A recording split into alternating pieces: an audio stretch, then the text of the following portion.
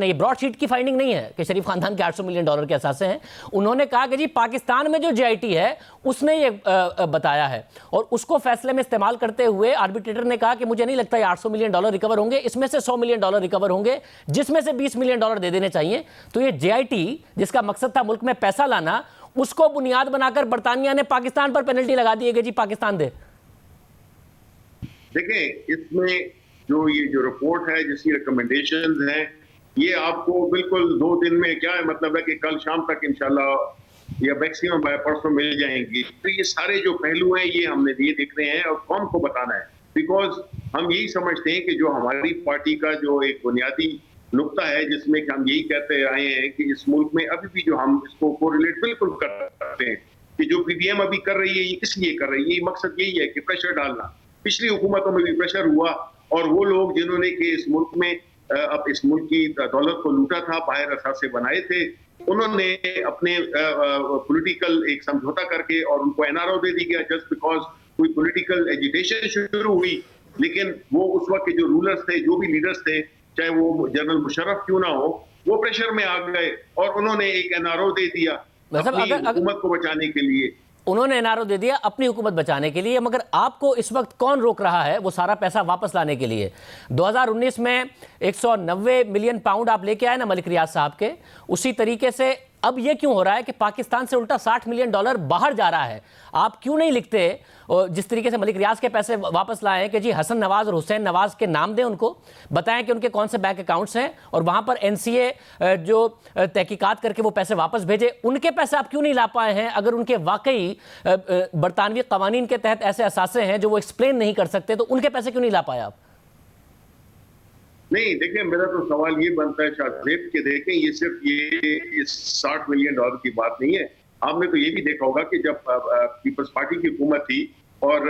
आसिफ अली जरदारी जो कि उस वक्त सदर थे, वो उनके जो स्विस अकाउंट में 64 मिलियन 65 मिलियन डॉलर थे, उसका हिसाब फिर क्यों नहीं लिया गया? उसके सरे महल का क्यों नहीं हिसाब लिया गया? ये तो वो चीजें हैं जो कि इस उससे बाहर रही हैं, और यही वो प्रॉपर्टीज थी, यही वो अकाउंट्स थे जिसकी बुनियाद पे ये जो हमें पैसे पे करने पड़े हैं। तो ये उसी कॉन्ट्रैक्ट की फुलफिलमेंट थी जो कि हुकूमत पाकिस्तान ने उसको अदा करना था, क्योंकि अगर ये जितना डिले होता $5000 पर डे के हिसाब से ये बढ़ता जाता। इसलिए ये तो यही देख रहे हैं हमने कि कौम ने क्यों उल्टा कुछ मिलने के हमसे पैसे गए, टैक्स पेयर्स के पैसे गए। वैसे यही सवाल है, और ये आप दुरुस्त कह रहे हैं कि उल्टा हमारे पैसे चले गए, मगर इसमें एक दिलचस्प बात यह है कि इमरान खान साहब कहते थे कि 300 अरब रुपए नवाज शरीफ के बाहर हैं जो मैं वापस लाऊंगा। जेआईटी बनी, उसने कहा कि 100 अरब रुपए नवाज शरीफ के बाहर हैं जो वापस आने चाहिए। मगर जब नैब बरतानवी अदालत में इस केस को कंटेस्ट कर रहा था, तो उन्होंने बताया कि हम $29 मिलियन यानी उस वक्त के तकरीबन 4 अरब रुपए नवाज शरीफ के रिकवर कर सकते हैं। यानी कि 300 अरब रुपए इमरान खान साहब के, 100 अरब रुपए जेआईटी के, और नैब बरतानवी अदालत में बता रहा है 4 अरब रुपए हम रिकवर कर सकते हैं। तो कितने रिकवर कर सकते हैं और आज तक क्यों नहीं किया एक भी रुपया?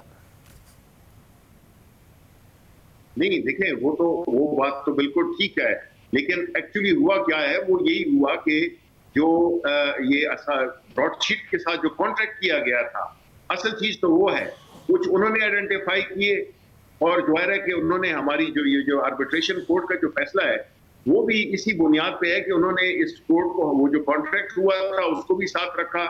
और साथ में जो भी जेआईटी की जो रिपोर्ट्स थी वो करैबोरेट करने के लिए, क्योंकि उनका भी ये क्लेम था कि उन्होंने ये शॉर्टलिस्ट किए हैं, उन्होंने पूरे वो ब्रेक डाउन दिया हुआ है, उन लोग नाम जो लोग उसमें शामिल थे, इसमें इंक्लूडिंग नवाज शरीफ, उसकी बेसिस पे ये अवार्ड दिया गया है। अच्छा, मगर वो कहाँ हैं? वो 300 अरब रुपए कहाँ हैं जो नवाज शरीफ साहब के बाहर थे, या $820 मिलियन जिसको कोट करते हुए ब्रॉडशीट ने कहा, ब्रॉडशीट की कैलकुलेशन नहीं थी कि जी पाकिस्तान की जेआईटी ने कहा है इसलिए इस $820 मिलियन में से हमें 20% दें, और आर्बिट्रेटर ने कहा कि नहीं जी 820 तो नहीं 100 मिलियन बनते हैं, उसमें से 20 मिलियन दें, उसकी वजह से गए। तो कहाँ है पैसे, क्यों नहीं आ रहे?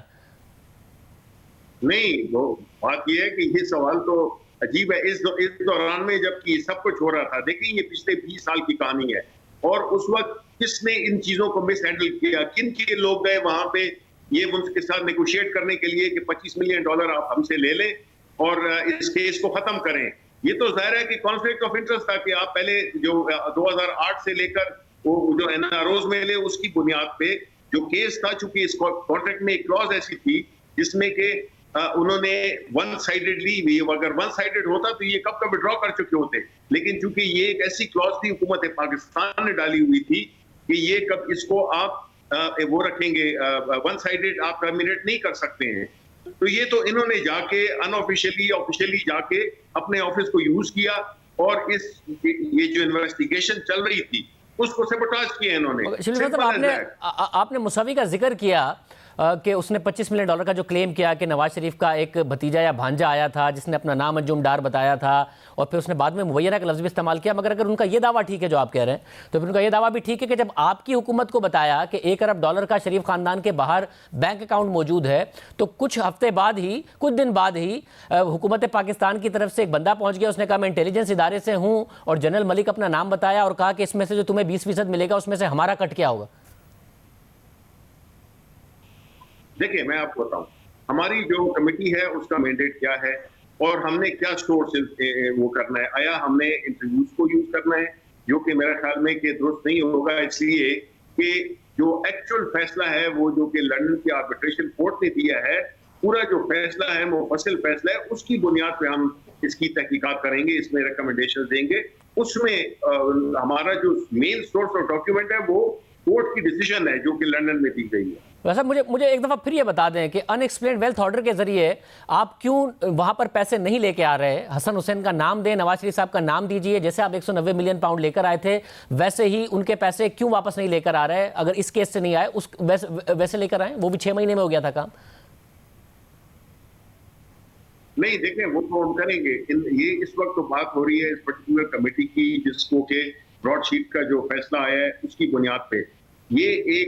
एक आपको बताएगा, इस पूरी कौम को बताएगा कि इसमें हुआ क्या है, किस तरह हुकूमतें आती हैं, किस तरह एनआरओज मिलते हैं और किस तरह से मुल्क को नुकसान होता है कि उनका देने के। ये अगर कोई न्यूट्रल गवर्नमेंट होती तो ये फैसले कब तक